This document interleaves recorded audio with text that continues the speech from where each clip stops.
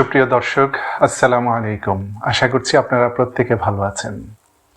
আপনাদের সঙ্গে রয়েছে আমি মুজাহিদুল ইসলাম।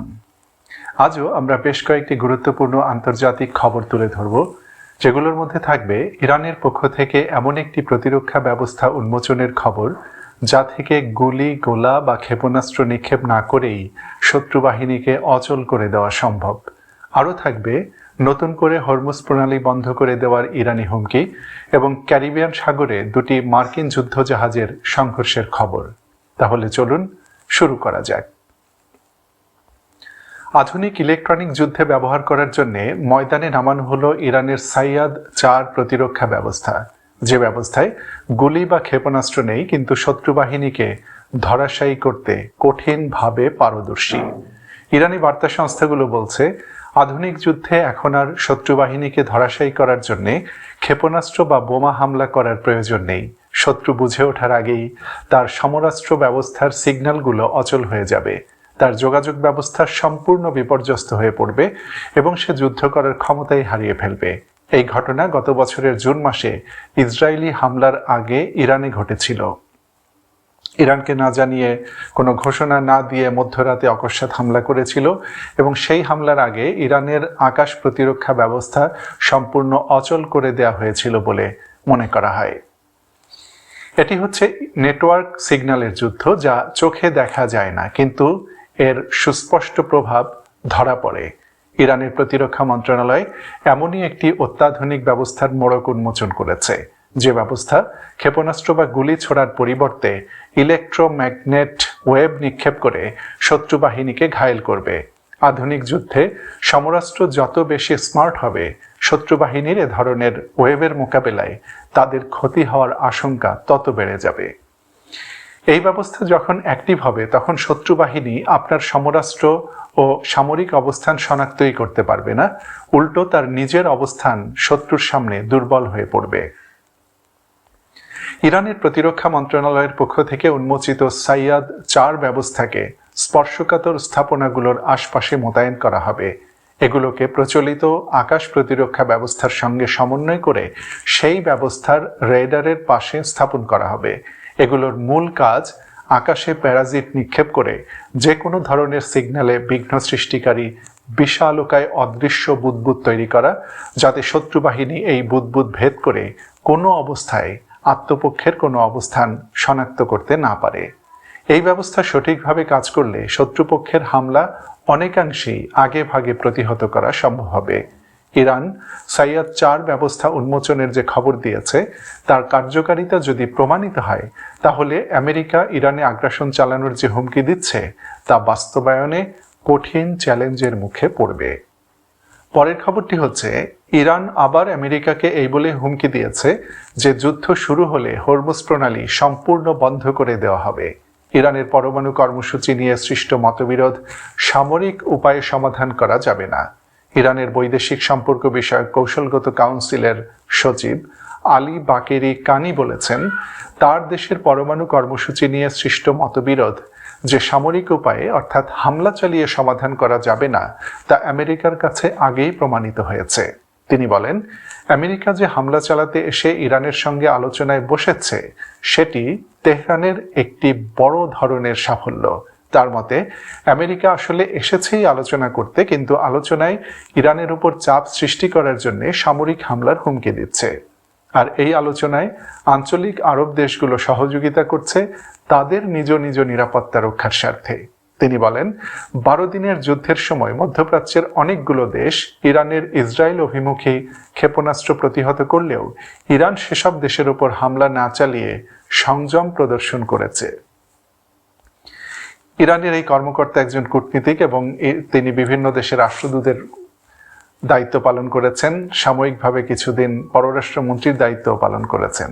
তো তিনি যখন বলছেন যে আমরা তখন সংযম প্রদর্শন করেছি, তার মানে হচ্ছে যে কখনো এমন পরিস্থিতি তৈরি হতে পারে যখন ইরান আর সংযম প্রদর্শন করবে না। আর বিগত দিনগুলোতে ইরান স্পষ্টভাবে বলে দিয়েছে যে দেশটির উপরে হামলা হলে যুদ্ধ গোটা মধ্যপ্রাচ্য অঞ্চলে ছড়িয়ে পড়বে।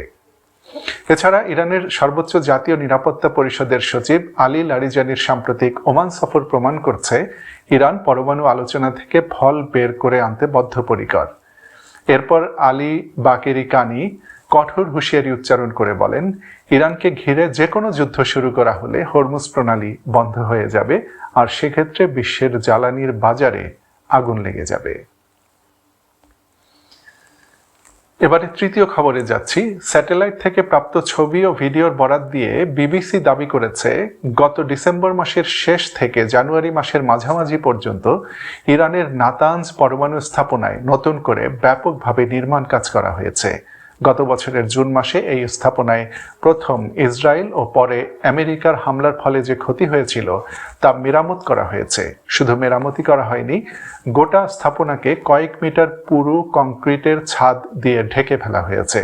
বিবিসি তার নিজস্ব প্রক্রিয়ায় ছবিগুলোর সত্যতা যাচাই করে বলেছে, নতুন করে কোনো হামলা হলে যাতে নাতানজ পরমাণু স্থাপনাকে সম্পূর্ণ অক্ষত রাখা যায় সে লক্ষ্যে এই পুরো ছাদ তৈরি করা হয়েছে। বিবিসি আরও বলেছে, নাতানজ পরমাণু স্থাপনায় যাওয়ার ভূগর্ভস্থ টানেলগুলোর নিরাপত্তা ব্যবস্থাও শক্তিশালী করা হয়েছে। অর্থাৎ ভেতর থেকে এই টানেলগুলোতে নতুন করে কংক্রিটের স্তর যুক্ত করা হয়েছে। নাতানজ পরমাণু স্থাপনাটি মূলত একটি পাহাড়ের পেটের ভেতরে অবস্থিত এবং এর প্রবেশ মুখ স্থাপনাটির প্রায় 2 কিলোমিটার দক্ষিণে অবস্থিত। ইরান গত মাসে ওই প্রবেশ মুখের নিরাপত্তাও শক্তিশালী করেছে। নাতানজ পরমাণু স্থাপনার আরেকটি প্রবেশ পথেও একই ব্যবস্থা নেওয়া হয়েছে এবং 2টি প্রবেশ মুখে নতুন করে এমনভাবে বালি ও মাটি ফেলা হয়েছে যাতে আকাশ থেকে প্রবেশ মুখটিকে শনাক্ত করা না যায়।